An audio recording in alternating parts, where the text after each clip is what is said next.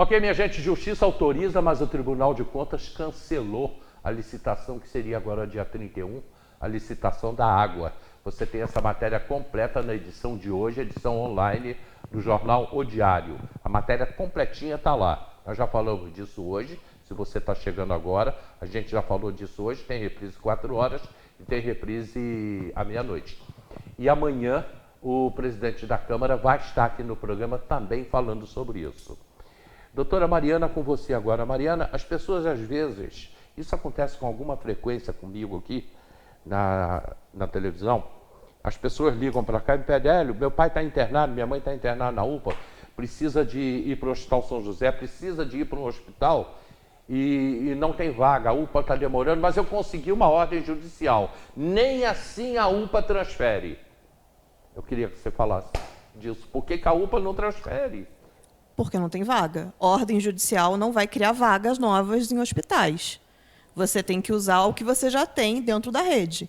Lembrando que toda vaga, CTI, UTI, emergência, enfim, isso tudo entra na regulação estadual de vagas. Ou seja, esse paciente ele pode ficar em Teresópolis se tiver vaga, ou ele vai ser transferido, por exemplo, para Volta Redonda. Ah, mas eu não quero que vá para Volta Redonda. E aí você vai ficar sem a vaga. Você está abrindo mão da vaga, que foi destinada a você.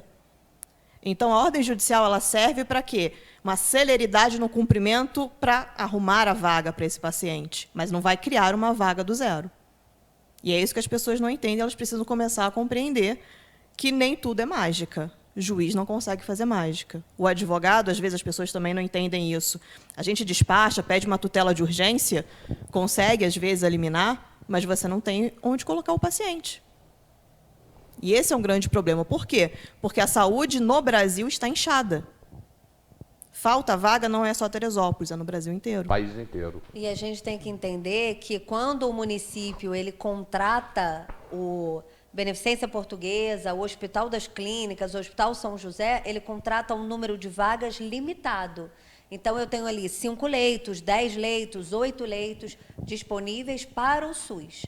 Quando o caso é um caso muito grave ou é uma situação muito delicada e realmente, mesmo com a regulação estadual, não consegue fazer a transferência ou não é possível, até pela condição de saúde do paciente, fazer aquela transferência para um outro município, pode o magistrado, em algumas situações muito específicas, determinar que seja disponibilizado um leito privado para que o município custeie depois aquele leito.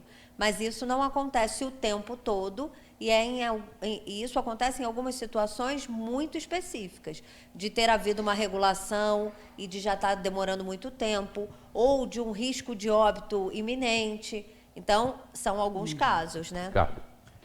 E exatamente isso. O juiz também não pode simplesmente determinar que seja em qualquer hospital particular ou que seja um leito particular, nada disso. O que a prefeitura faz? Todas as prefeituras elas fazem, elas contratam alguns leitos dos hospitais particulares. Aqui no São José eles contrataram, o Hospital das Clínicas, Beneficência, é um número de leitos. Aquele número de leitos está separado para o SUS. Atingiu aquele limite, eu não posso simplesmente pegar e abrir um outro leito, ainda que esteja vago lá aquele leito privado, e colocar. Porque ele tem um custo maior, ele não foi contratado pela prefeitura, nada disso. Nós só temos 3 hospitais em Teresópolis e são particulares. Nós não temos hospital público. Não temos hospital público. Existe uma previsão orçamentária, né? Até por isso você não pode sair contratando leito privado, né? E em Teresópolis, especificamente, realmente, nós temos só 3 hospitais. Isso é muito pouco para o número da população que nós temos. Por mais que o IBGE diga que reduziu e tudo mais, nós vemos que não foi bem assim. O custo da saúde aumentou muito. Nós tínhamos 4 hospitais, que era a Casa de Saúde, quebrou, e não se colocou nenhum outro, não se aumentaram os hospitais, nada disso aconteceu ao longo desse tempo. Então, o atendimento ele vem sendo cada vez pior.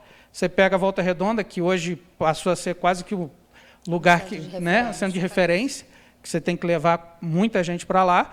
Volta Redonda hoje tem uns 8 ou 9 hospitais já. É porque o prefeito passado, aliás, eu não me lembro o nome dele agora, ele esteve aqui no programa e ele falou que a preocupação dele foi com a saúde. Ele investiu na saúde, coisa que Teresópolis não fez. Sim, Teresópolis, historicamente, ela não investe na saúde. E hoje também não investe do jeito que deveria ser. Tá? Ela também não faz isso. A própria administração atual ela não investe da maneira como deve ser, com diversas justificativas, realmente reduziu a receita e tudo mais, mas ela não investe. Ela precisa investir muito mais do que investe, precisa dar uma atenção muito maior ao que dá hoje. A gente tem que pensar também que, assim, a partir do momento que a unidade de pronto atendimento, que é a UPA, foi criada em Teresópolis, meio que tudo estagnou. Falou, não, a UPA está ali e ela resolve. Ela resolve, exatamente. E ela é porta de entrada para os hospitais, né? Ela faz ali uma seleção, uma triagem dessas pessoas, com a própria criação do que a gente chama, né? Popularmente brincando de Tirodor, que é o Etel Abdala, e hoje também faz uma triagem, né? A pessoa chega ali com uma dor de cabeça, ela vai ser medicada, vai ser assistida e vai para casa.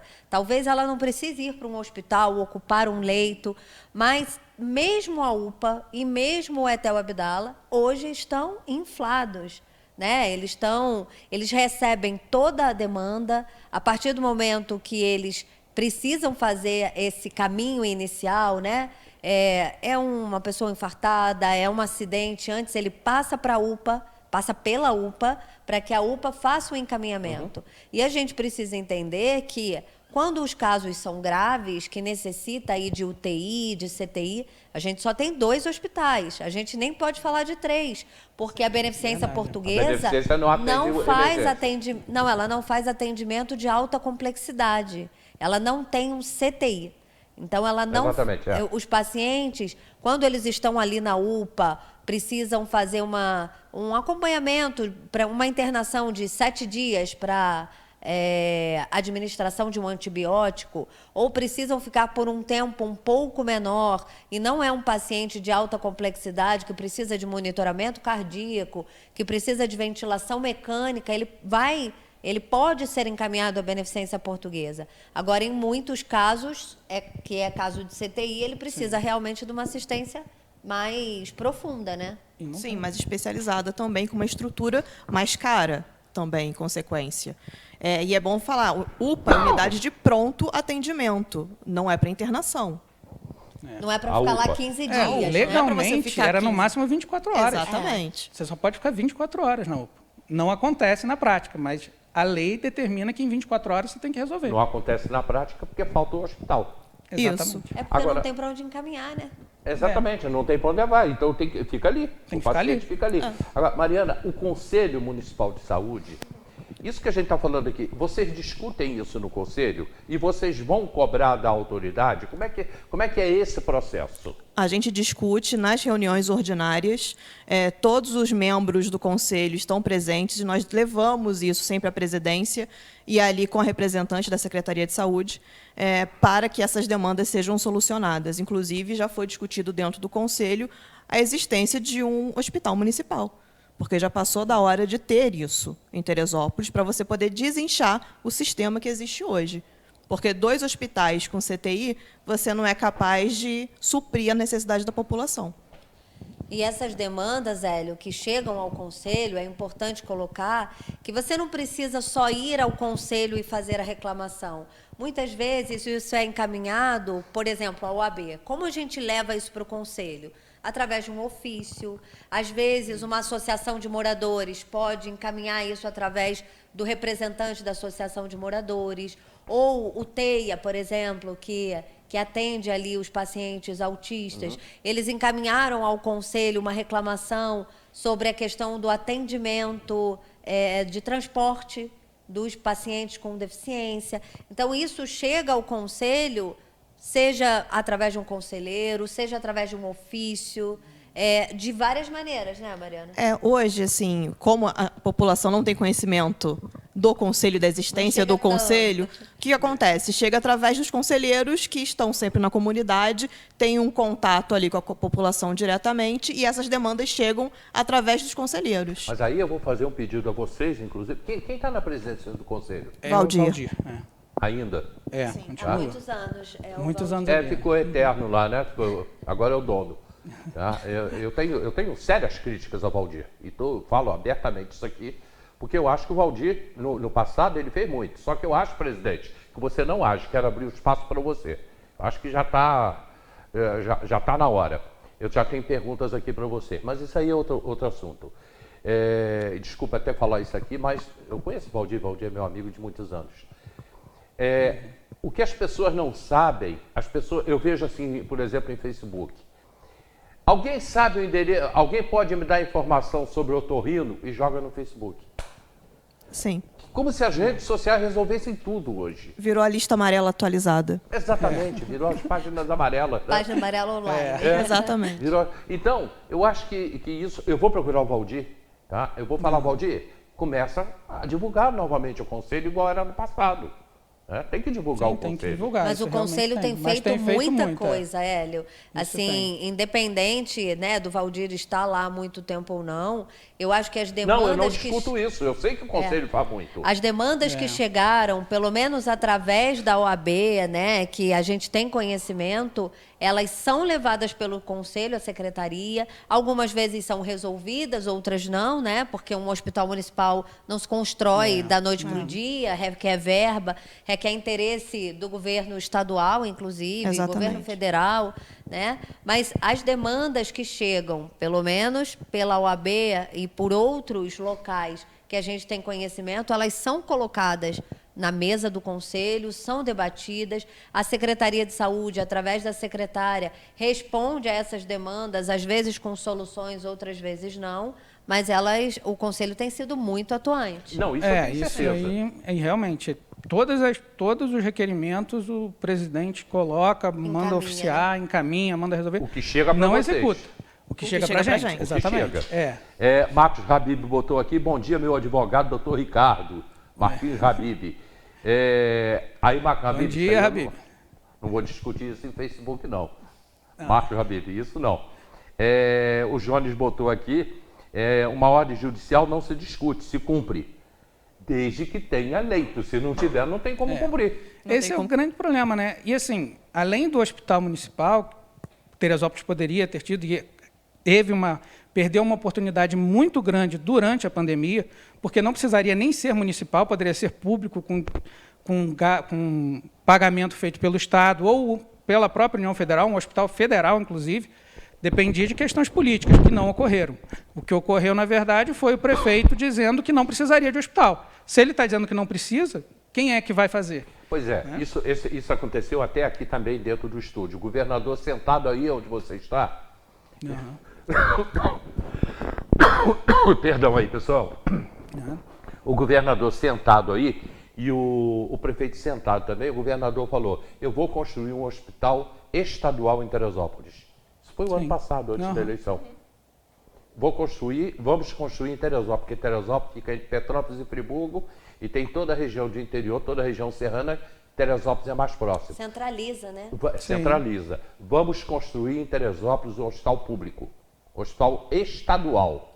Tá? Se fala em hospital municipal, mas é um hospital estadual. Ele prometeu isso sentado aí onde você está antes das eleições. Depois que a eleição passou, ele voltou ao programa, agradeceu e tudo, falou, olha, não tem como fazer o hospital mais em Teresópolis porque não tem dinheiro. Esse é o problema. Já tinha até um terreno, parece que destinado para ser alocado, né? Já tinha, ia mexer na UPA, ia puxar a UPA para um lado, enfim. Já estava tudo certinho, mas...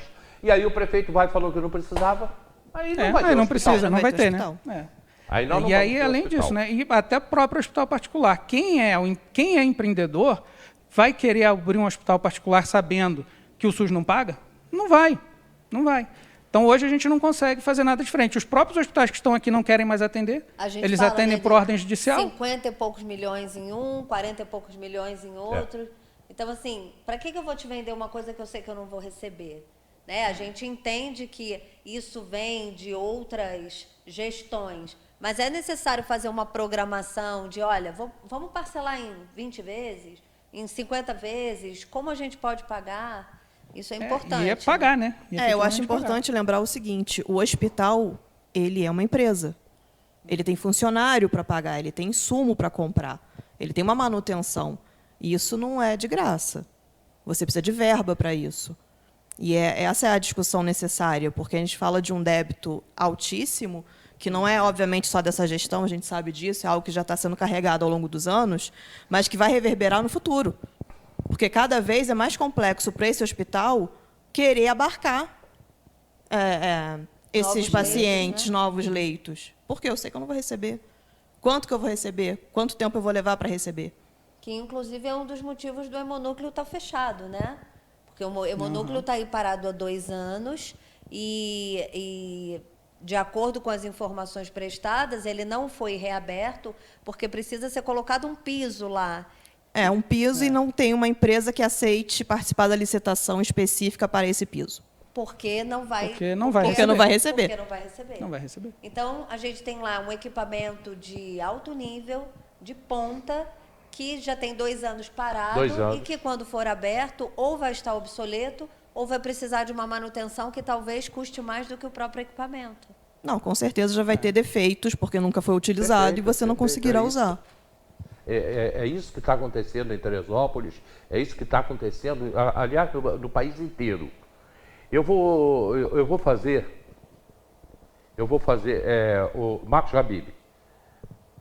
Tá, as pessoas vão comentando, mas é que entram em outros assuntos aqui, e dentro do tema, mas foge um pouco.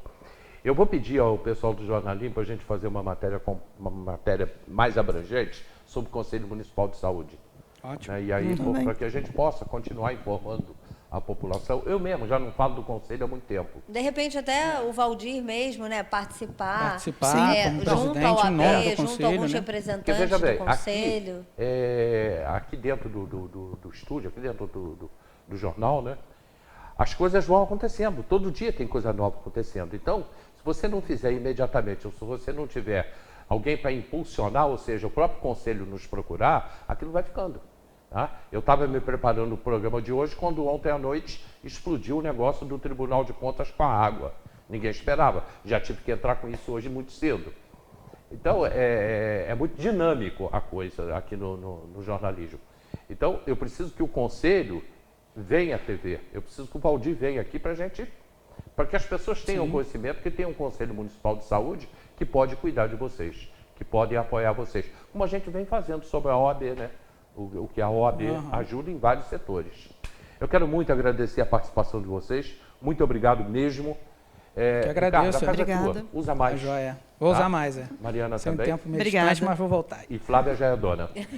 Flávia já tomou conta. E a gente aceita o convite, sim, principalmente podendo levar um pouquinho do que a OAB vem fazendo, né? A 13ª subseção com a criação das comissões temáticas, seja ele...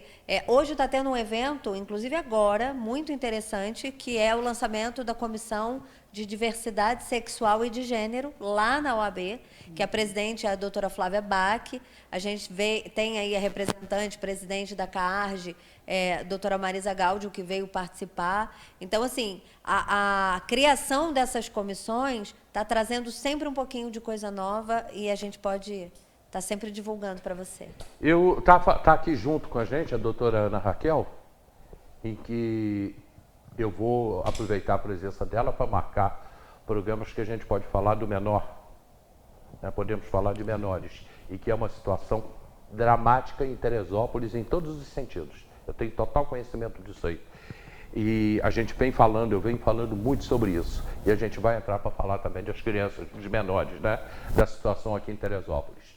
Muito obrigado a todos vocês pelo carinho, pela audiência. Tem reprise 4 horas, tem reprise meia-noite. Daqui a pouquinho está no YouTube. Pessoal lá do interior que acompanha a gente aí pelo YouTube, muito obrigado mesmo. Amanhã, o vereador presidente da Câmara já me garantiu que vai estar aqui cedo.